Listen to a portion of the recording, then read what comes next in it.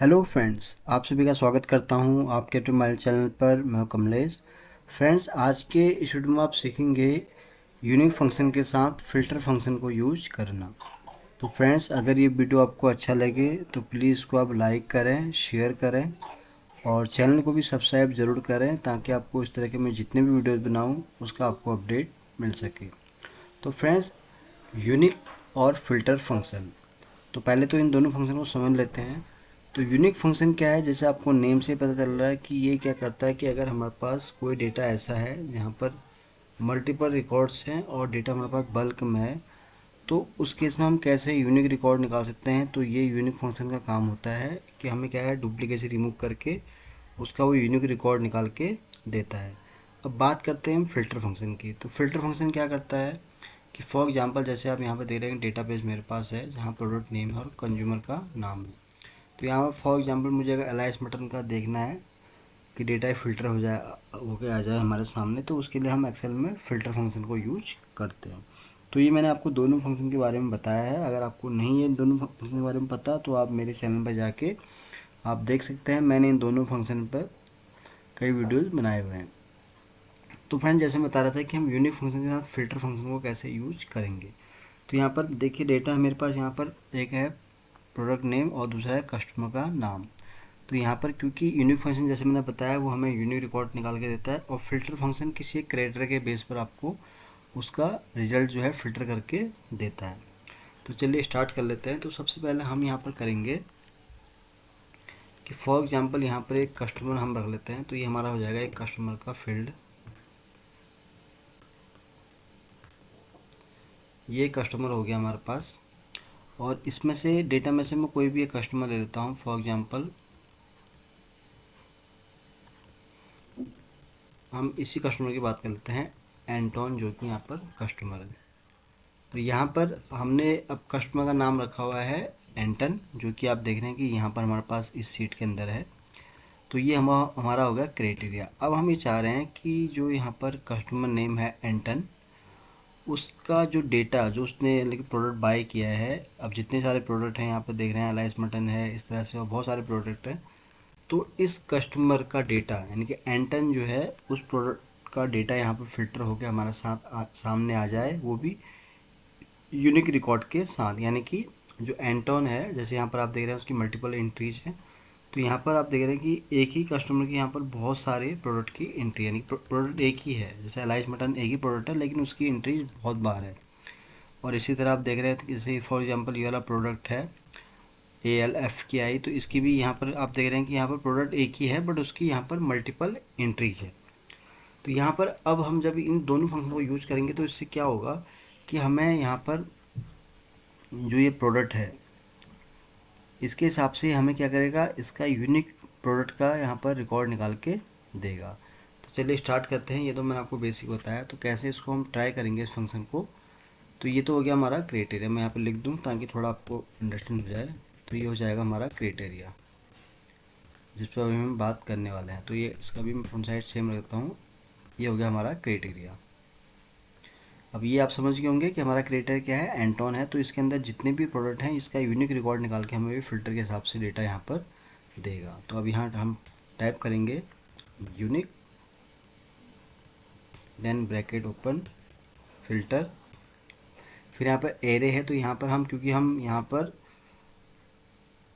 हमें जो कस्टमर का नाम है और प्रोडक्ट का नेम भी चाहिए इसी कस्टमर के अगेंस्ट, तो इस केस में हम क्या है, यहाँ पर दोनों ही एरे को सेलेक्ट करेंगे। तो पहले हम बात कर रहे हैं यहाँ पर प्रोडक्ट की। तो इसलिए जो हमारा प्रोडक्ट रहेगा एरी, वो रहेगा प्रोडक्ट का, कॉमा, देन हम यहाँ अगला हमारा एरे कौन सा रहेगा, वो रहेगा ये वाला कस्टमर। फिर देन हम यहाँ इंक्लूड करेंगे क्योंकि हमारा ये है कस्टमर का नेम, तो इसको हम यहाँ पर करेंगे। देन हम यहाँ पे इसको क्लोज करेंगे। यहाँ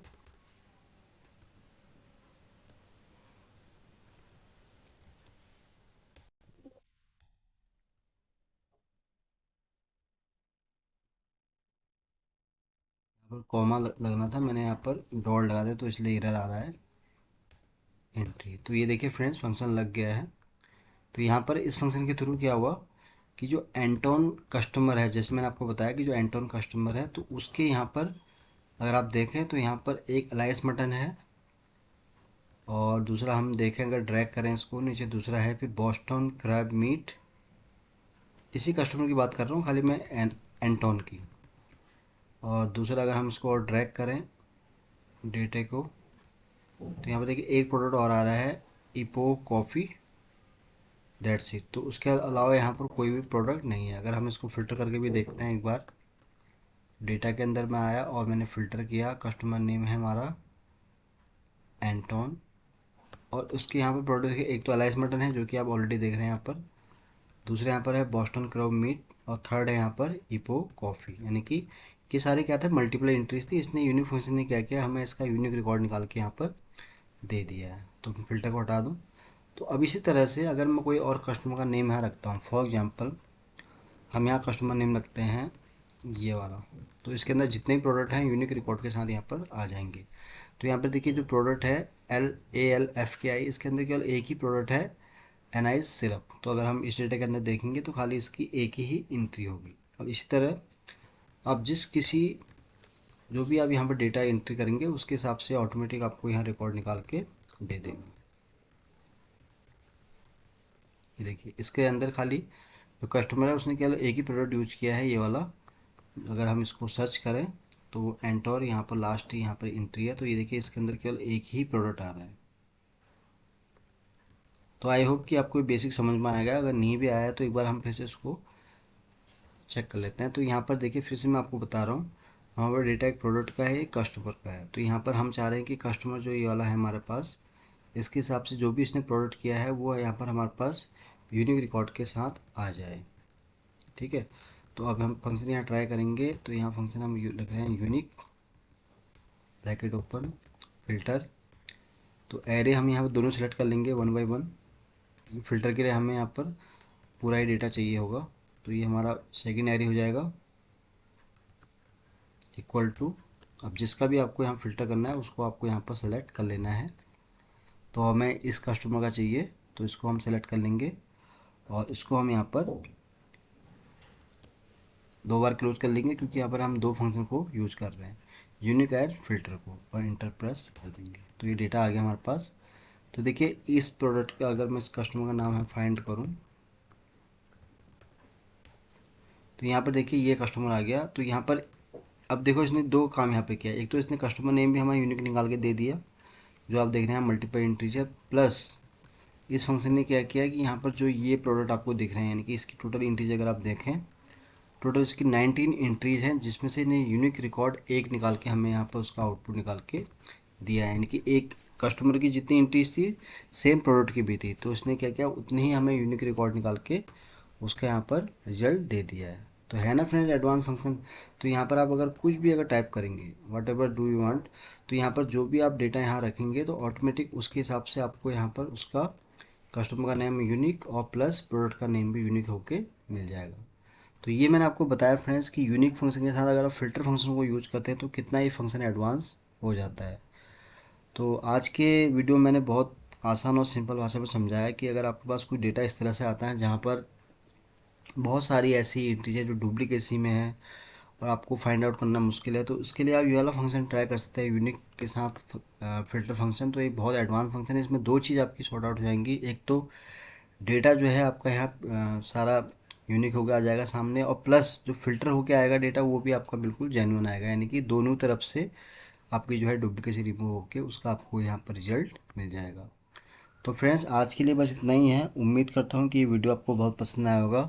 तो वीडियो अगर अच्छा लगा हो तो प्लीज़ इसको आप लाइक करें, शेयर करें, और चैनल को भी सब्सक्राइब ज़रूर करें ताकि आपको इस तरह के मैं जितने भी वीडियोज़ बनाऊँ उसका आपको डेली अपडेट मिल सके। तो जल्दी ही आऊँगा आपके सामने फिर एक नई वीडियो के साथ। तब तक के लिए आप अपने आप को खुश रखें और अपना ध्यान रखें। Thank you so much.